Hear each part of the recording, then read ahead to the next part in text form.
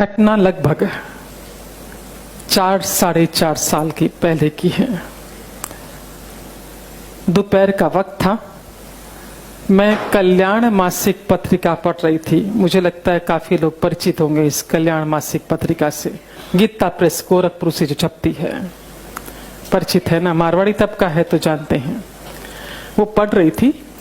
उसमें 1.5 पेज का, उसके पेज भी बड़े बड़े आते हैं, फुल साइज पेज आते हैं। 1.5 पेज का एक आर्टिकल लिखा हुआ था स्वामी रामसुख जी महाराज द्वारा।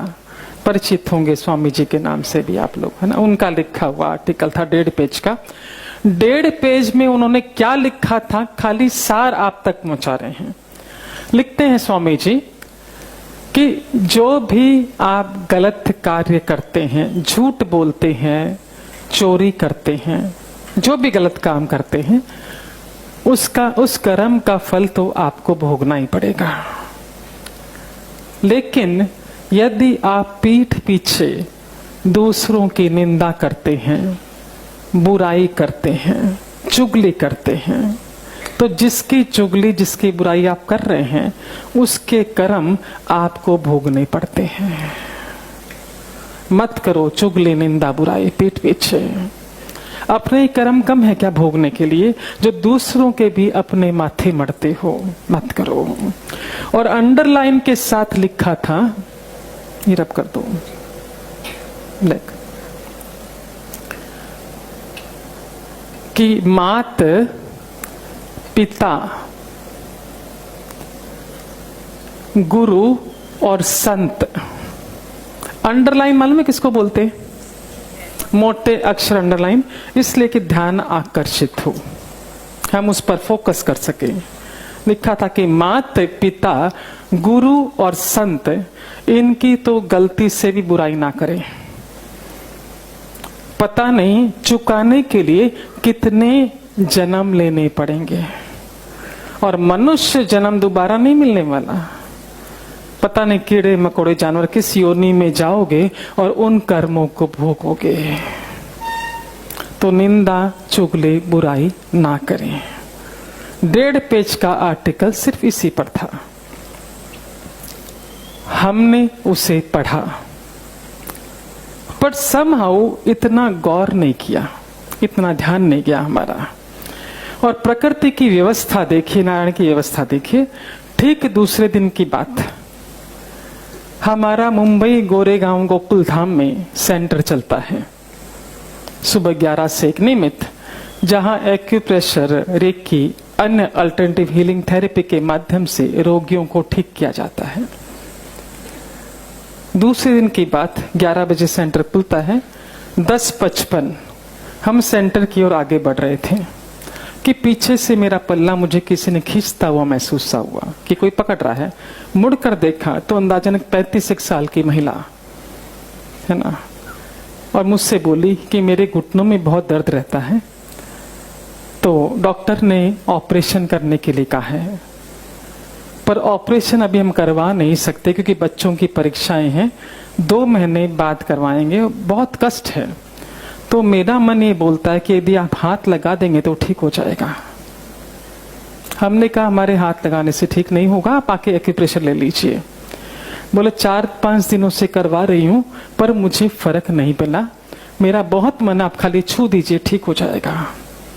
वो जिस तरह से बोल रही थी, हमने कन्विंस करना चाहा कि भाई हमारे हाथ लगाने से नहीं होगा, पर जो जिस भाव से वो बोलती जा रही थी, लिटरली गिड़गिड़ा रही थी, हमने कहा ठीक है तुम कैबिन में आ जाओ। हमारी एक्यूप्रेशर की टीम अलग है, हम खाली काउंसलिंग करते हैं। कैबिन में बुलाया, हमने उन्हें एक्यूप्रेशर देना शुरू किया। और एक्यूप्रेशर पॉइंट जो होते हैं बहुत अधिक पेनफुल होते हैं, तो जब पेशेंट को हम लोग देते थोड़ी बातों में व्यस्त कर देते हैं ताकि उसका ध्यान डाइवर्ट हो जाए, हम ट्रीटमेंट दे सकें। और सहज ही हमने उससे पूछा कि बहुत अधिक दर्द किस वक्त होता है, चलने में, बैठने में, उठने में किस वक्त अधिक पेन होता है। उसका कहना था कि सुबह किचन में हम काम करते हैं 2.5-3 घंटा, उसके बाद जब जाकर बैठती हूँ तो बैठा नहीं जाता है, टीस मारता है, ये शब्द उसके, बहुत दर्द करता है। तो शरीर से भारी थी। हमने उससे कहा तुम 2.5-3 घंटे लगातार खड़ी रहती हो, एक सत्र, तो अच्छे अच्छे व्यक्तियों को दर्द होगा, तुम्हारा तो वजन भी अधिक है, तो 15-20 मिनट काम करो, फिर 5-7 मिनट बैठो, वापस काम करो, ताकि घुटनों को आराम मिले, सारा वजन तुम्हारा उस पर पड़ता है। बोला कैसे बैठ सकती हो सुबह के वक्त, पानी भी उसी वक्त आता है, बच्चों का भी टिफिन होता है, इनका भी टिफिन होता है, अकेले मुझे सारा काम करना पड़ता है। और साथ ही साथ सासू माँ के बारे में बोलना शुरू कर दिया। घर में सासू माँ भी पर मुझे बिल्कुल भी हेल्प नहीं करती, और सासू पुराण चालू कर दिया। समझा? सासू पुराण किसको बोलते? समझा क्या? समझा? हाँ हाँ, सासू ऐसी है वैसी चालू कर दिया। हमने कहा कि उसने अपने जमाने में बहुत काम कर लिया, अभी हमारा समय काम करने का है ना, उनका बुढ़ापा है, उनको आराम करना चाहिए। तो बोले क्या का बुढ़ापा, जब खुद की बेटी आती 3-3 घंटे चौके में बैठी रहती, ये बनाऊं वो बनाऊं वो बनाऊं, और मुझे एक सब्जी काट के भी नहीं देती, ऐसा।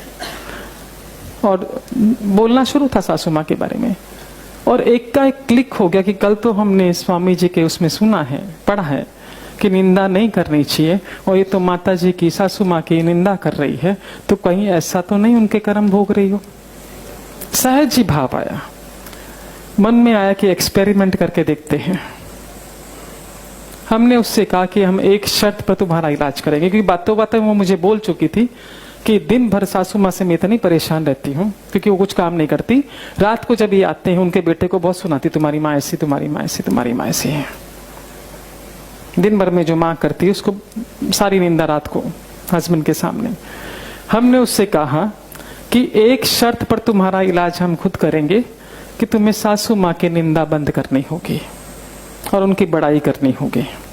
बोली बड़ाई हमसे नहीं होगी, क्लियर बोल दिया है ना, निंदा भी सोचना पड़ेगा। मैंने कहा फिर हम इलाज नहीं करने वाले, क्योंकि हमको तो एक्सपेरिमेंट करना था। बोले ठीक है, निंदा नहीं करेंगे, पर बड़ाई हमसे नहीं होगी, क्लियर बोल दिया। सेकेंड डे आई, कुछ परिवर्तन नहीं था, पेन एज इट इज था, पर उसे मन में एक संतोष था कि हम कर रहे हैं तो ठीक हो जाएगा। हमने आते से पहला प्रश्न पूछा, कल निंदा करी क्या? बोला यहां तक आया। उसी ने जो एक्शन किया, पर हम नहीं बोले क्योंकि आपका डर था कि आप इलाज नहीं करोगे। और हमने उससे ये भी कहा था कि तुम तो करोगे नहीं निंदा, और यदि हस्बैंड भी करेगा माँ के बारे में कुछ तो आपको सुनना भी नहीं है। बोले नहीं वो तो नहीं करते, मैं ही करती हूँ। मैंने कहा चलो एक पक्ष है। थर्ड डे 2 दिन बीता, 2% 3% थोड़ा अच्छा लगा। चौथे दिन बहुत खुश होकर आई, वेरी हैप्पी। आते से मुझे बोली कल जो पॉइंट आपने दिया था ना वो आज भी देना। मैंने कहा उससे बहुत आराम मिला क्या? बोले नहीं, घुटनों में उतना फर्क नहीं है, पर बरसों बाद मुझे बहुत अच्छी नींद आई। जो कॉलेज के जमाने में सोती थी, सुबह उठती थी, और कई समय से मैं साउंड स्लीप नहीं सोई हूं। मेरे को बहुत पड़ी, मैं 10 बजे बिस्तर पड़ी, से 6 बजे उठी, मुझे बहुत अच्छा लग रहा, नींद बहुत अच्छी हुई। तो जो पॉइंट आपने कल दिया था आज भी देना। हमने कहा 4 दिन से वही दे रहे हैं आपको, है ना, पॉइंट वही है, पर हो सकता है तुमने अपनी दिनचर्या में कोई परिवर्तन किया हो तो बताओ, उसका असर होगा कि नींद तुमको अच्छी आई है। उसने चीजें बताई दिन भर में क्या किया। उसमें से एक चीज हमने पकड़ी, वो ये कि उसने कहा कि रात को हमने खाने में कैरी की लुंजी बनाई थी। लुंजी मालूम है क्या मारवाड़ी, है ना? हाँ। और पति को और बच्चों को लुंजी बहुत अच्छी लगी, खाते खाते बहुत बड़ाई कर रहे थे। तो मेरे मुंह से सहज निकला कि मेरे पीहर में तो लुंजी बनती नहीं है, ये रेसिपी तो माँ की है, माँ जी की है ना। उनसे सीख के मैंने बनाया। माँ जी टेबल पर ही थी, बड़ी खुश हुई। मैंने उनसे कहा देखो वो उसकी आत्मा को खुश किया ना, वो वाइब्रेशन से आपको नींद अच्छी आई। अब चूंकि थोड़ा उसे अच्छा महसूस हो रहा था तो मुझसे बोली अभी आप जो बोलोगे वो करने को तैयार हूं, बस मुझे ठीक कर दो। हमने कहा सासू माँ की बड़ाई कर दो। बोला करेंगे क्योंकि स्वाद आ गया था स्वस्थता का, है ना। उसने लिया लगभग 14 दिन पूरी तरह ठीक होने में, है ना। इस बीच उसका डॉक्टर के साथ भी अपॉइंटमेंट था, क्योंकि ट्रीटमेंट तो चल ही रहा था डॉक्टर के साथ। वो मिलने के लिए भी गई थी। डॉक्टर ने रिपोर्ट्स देखी और कमरे में चलते हुए उसे आते हुए देखा। डॉक्टर ने क्या कहा पता है? कि तुम्हारी रिपोर्ट्स कहती है कि तुम्हें ऑपरेशन की जरूरत है, पर तुम्हारी चाल बता रही की जरूरत नहीं है। यदि दर्द नहीं है तो ऑपरेशन की जरूरत नहीं है, अभी रुकते हैं, जब बहुत पेन होगा तब देखेंगे, फिलहाल नहीं करना है। तो जो थेरेपी तुम कर रही हो कंटिन्यू रखो। ये डॉक्टर के शब्द थे, है ना? हाँ, तो मैं मुझे आके बोली, उसने ऐसा बोला है। मैंने कहा, उसने कहा निंदा चुगली मत करो। ये ऐसा पेशेंट था कि ये ठीक होने के बाद उसके हस्बैंड हमें धन्यवाद करने आए। ऐसा बहुत कम होता है कि ठीक होने के बाद वो लोग धन्यवाद करके जाए। 50 को ठीक करते तो मुश्किल से 2 जन आके धन्यवाद करते हैं। इसके हस्बैंड मिलने के लिए आए, बहुत धन्यवाद किया कि हम लोअर मिडिल क्लास हैं, ऑपरेशन का इतना खर्चा लगता, ये ठीक हो गई, बच गया, नॉर्मल है। मतलब सबसे बड़ी बात ये ठीक हुई, इसकी तो खुशी है ही मुझे। घर का माहौल बदल गया, मेरी माँ का मान सम्मान करने लगी। जो बोला मैं भीतर से घुटता था कि किसकी सुनूं, माँ की सुनूं कि इसकी सुनूं, सारे दिन अपसेट रहता। घर का वातावरण बदल गया। और सबसे बड़ी बात उस महिला ने ये शेयर की कि नौकरी पेशा हस्बैंड है, एक पगार लिमिटेड मिलती है, और 26-27 तारीख के बाद पगार आती है 2 तारीख को हाथ में।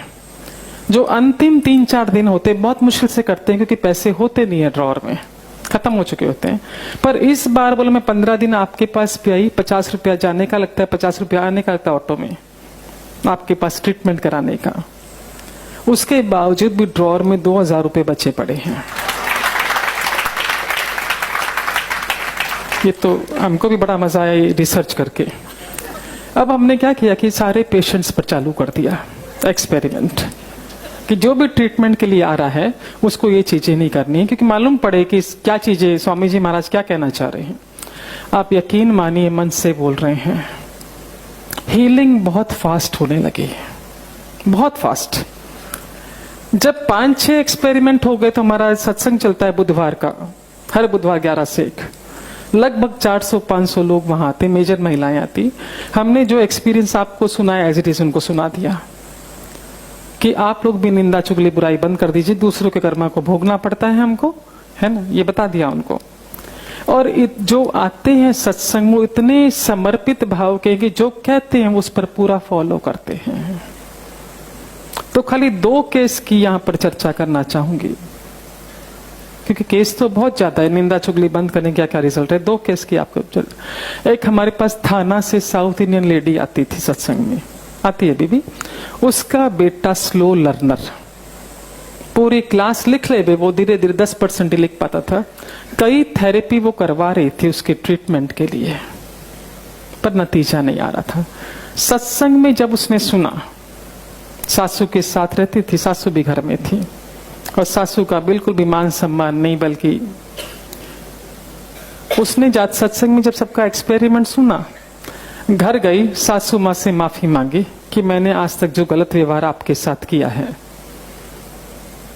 वो अब से नहीं करूंगी, माफ कर दीजिए। और सासू माँ को मान सम्मान देना शुरू किया। वो लेडी आकर कहती है, जो लड़का मुश्किल से 35% आता था, आज की तारीख में ही वो ला रहा है 90%। सब जो धीरे धीरे उसकी जो लुस्नो फटाफट पिकअप करता करता आज की 4 साल पुरानी बात है ये, आज ये अवस्था है, 90+ ला रहा है। दूसरा केस, एक महिला ने कहा, शेयर किया कि उसका एक बेटे को ब्याया, बहू आई, और कुछ सासू माँ बेटे की नहीं बनी तो बिना बताए बेटा बहू घर से चले गए। कहाँ गए ये भी समाचार नहीं। उसने 2-4 बार हमसे आके कहा ये बात कि वो कहाँ गए मालूम नहीं है, और उनका कोई फोन भी नहीं आता है। हमने कहा उनका नहीं आता तुम कर लो। इसने करना शुरू किया, पर बेटा भी फोन काट देता, बहू भी फोन काट देती, कोई संपर्क नहीं। आके मुझसे बोले वो काट देता है फोन। हमने कहा अपनी प्रार्थना चालू रखिए और फोन करना चालू रखिए, किसी दिन तो उठाएगा वो। एक दिन उठाए, बेटे ने चिल्लाया जोर से कि क्यों परेशान कर दिया, तुमसे कोई संबंध ही नहीं है हमारा, छोड़ दिया। सत्संग में बैठी हुई थी, सोच रही थी कि मैं किसकी निंदा करती हूँ, क्योंकि लोग शेयर करते तो खुद को टटोला उसने। तो उसको एहसास हुआ कि शाम को जब राउंड मारने जाती है, सोसाइटी में वॉक करने जाती है, तो बिल्डिंग के सामने 8-10 महिलाएं घेरा बना के बैठती है, और जो महिला नहीं आती उसकी चर्चा। देख अपने आप ही बोला, मैंने तो कुछ बोला ही नहीं। सत्संग से जाने के बाद उसने कहा उन अपने ग्रुप को कि यदि देखो तुम लोग किसी की निंदा चुगली बुराई करोगे तो मैं तुम्हारे साथ नहीं बैठूंगी, मैं मेरा वॉक करूंगी, क्योंकि मैं सत्संग में बोला गया नहीं करना, दूसरों के कर्मों को अपने सर नहीं लेना है। तो महिलाएं हंसने लगी कि चुगली नहीं करेंगे तो टाइम पास कैसे होगा। बोला मुझे तुम्हारे साथ नहीं बैठना। बोला मैंने वॉक करना चालू कर दिया, माला करती वॉक करती। तीसरे दिन बेटे का फोन आता है, माँ कैसी हो। थर्ड डे जन्मदिन भी माँ का आया तो सत्संग में मिठाई लेकर आया था सेलिब्रेशन के लिए, है ना। एग्जाम्पल बहुत है पर समय सीमित है। हम विस्तार से चर्चा इस बात की करते हैं कि जब हम निंदा करते हैं तो कैसे कर्म हमारे माथे आते हैं। ये ध्यान से देख लीजिए, आपको कई प्रश्नों के उत्तर त्वरित मिल जाएंगे।